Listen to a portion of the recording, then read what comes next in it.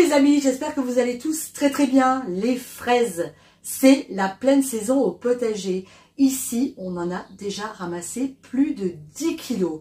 Alors c'est vrai qu'on adore ça les fraises, hein, mais au bout d'un moment, une fois qu'on a fait des confitures, une fois qu'on a fait des coulis, une fois qu'on en a mangé comme ça, qu'on a fait des salades de fraises, eh bien on se dit qu'est-ce qu'on va faire avec toutes ces fraises? Et bien aujourd'hui, je vous propose de réaliser une tarte ultra facile à faire, une tarte absolument inratable puisque vous n'aurez pas besoin de faire de crème pâtissière pour pouvoir la déguster. Bah oui, la crème pâtissière, souvent on se dit oh là là, c'est compliqué, je ne vais pas y arriver. Et ben le problème est réglé car là, il n'y en a pas. Et vous allez voir que ça n'enlève en rien toute la gourmandise de cette délicieuse tarte aux fraises. Allez, les étapes en vidéo. Je commence en mélangeant ma maïzena avec de l'eau. Ici, j'ai mis 300 g de fraises et 150 g de sucre que je vais mixer ensemble. Voilà, c'est fait. Avec un mixeur plongeant, ça se fait très très facilement.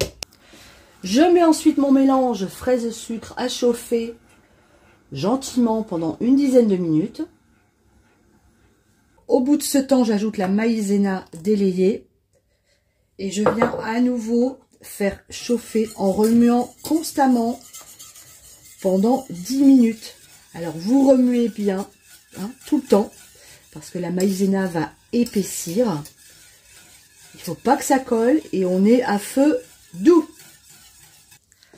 Ça y est, c'est prêt. Mon mélange a épaissi. Hein, vous voyez, il est parfait.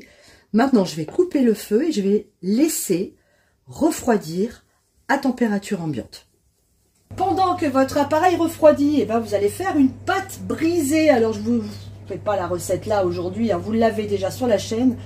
Je vous la mets à la fin de la vidéo. Cette pâte brisée, vous allez l'étaler et la mettre dans un moule à tarte bien beurré. Ensuite, avec une fourchette, vous piquez, vous faites plein de petits trous sur la pâte et vous allez mettre un papier sulfurisé par-dessus parce que cette pâte, on va la faire cuire à blanc.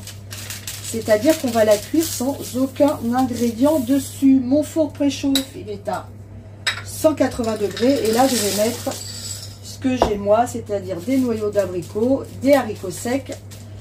Tout ça pour éviter que ma pâte ne gonfle pendant la cuisson et reste bien plate. Et puis, je vais enfourner ça pour environ 25 à 30 minutes.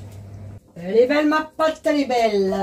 Alors une fois que votre pâte est cuite, vous démoulez et vous enlevez tout ce que vous avez mis dessus.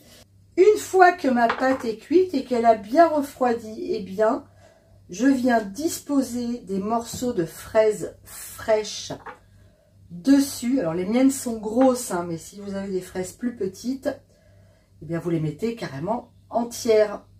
Voilà, moi je mets des demi-fraises, ça va être super.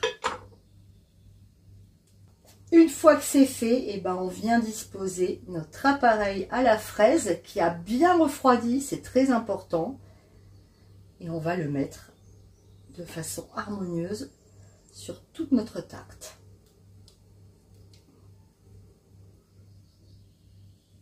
Notre tarte est terminée, on va maintenant la réserver au réfrigérateur pendant minimum 3 heures.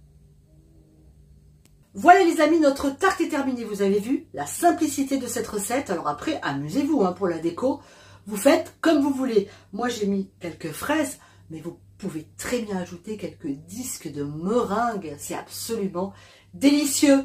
Faites-vous plaisir, mangez des fraises, c'est la saison. Je vous embrasse très fort, j'espère que cette recette vous a plu. Si c'est le cas, n'hésitez pas à la refaire et à m'envoyer des photos sur Instagram. C'est toujours un plaisir de voir vos réalisations. Je vous embrasse très fort. Ciao, à bientôt.